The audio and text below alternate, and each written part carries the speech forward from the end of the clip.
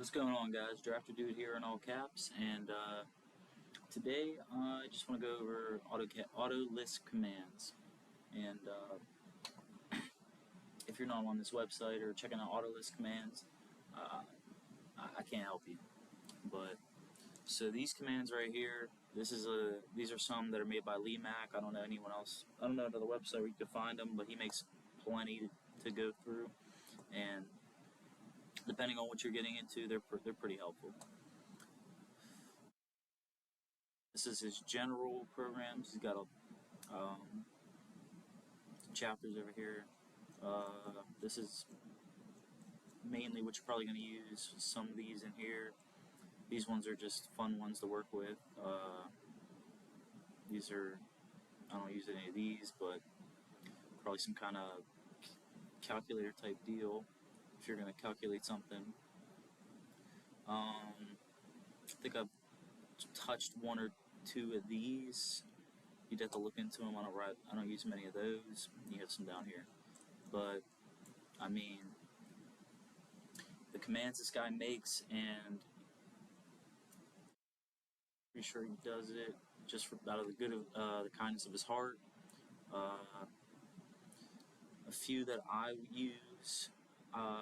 This batch attribute editor, batch find and replace text. The two big helpful ones, I got a video about that. What they do, very helpful.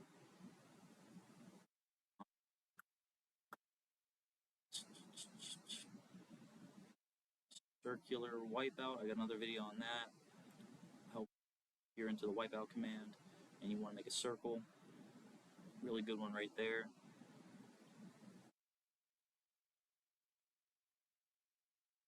There's a whole bunch to choose from. Here, we'll just pick one at random. Object break. So when you click one of his commands, you have his download up here at the top. Describes what it does, and then he has a little a short clip of kind of how it works. Sometimes they don't explain the best if you're not very AutoCAD savvy. So you just gotta mess around with them a little bit, learn how they work, what the limits are, what you can do with it.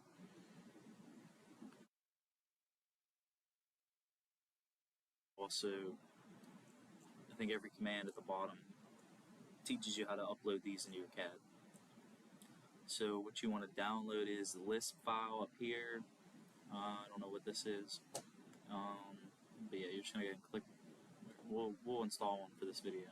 So I got it up here. You're gonna go into CAD, and you're going to punch in CUI. Some people use app load. I don't know. It doesn't work for me. This is how I punch mine in.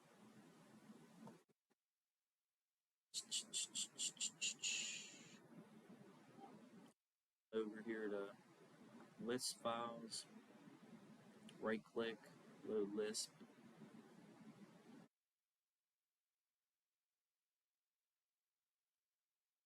Gonna find that Lisp command that I downloaded.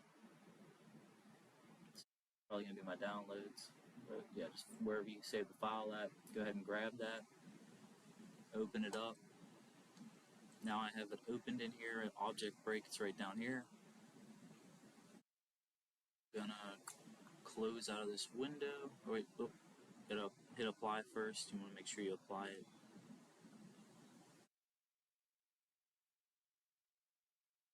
Hit OK, and it's should prompt me with a box.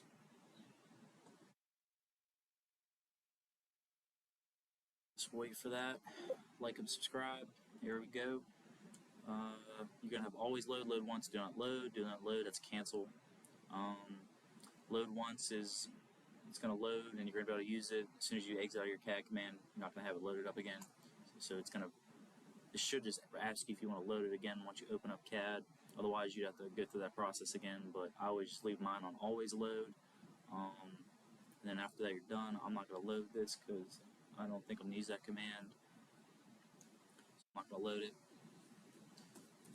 Check it's not there.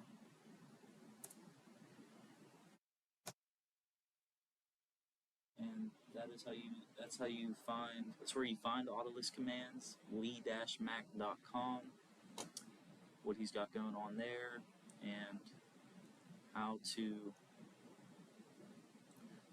plug them into your CAD. And they really are helpful commands. I mean, once you learn how to use them, I mean, he makes these in a way where he combines CAD commands so that it's a little bit more efficient. They've saved me a lot of time. It's fun to work with them. I have one here. Here's this clock command. That's just a novelty. It doesn't really do much, but it's neat. But I mean, I got videos on my channel. They're really helpful commands, and make some more videos of the ones I like to use. How they save you a lot of time. How they're helpful. And one more thing. This is going to be your type-in command.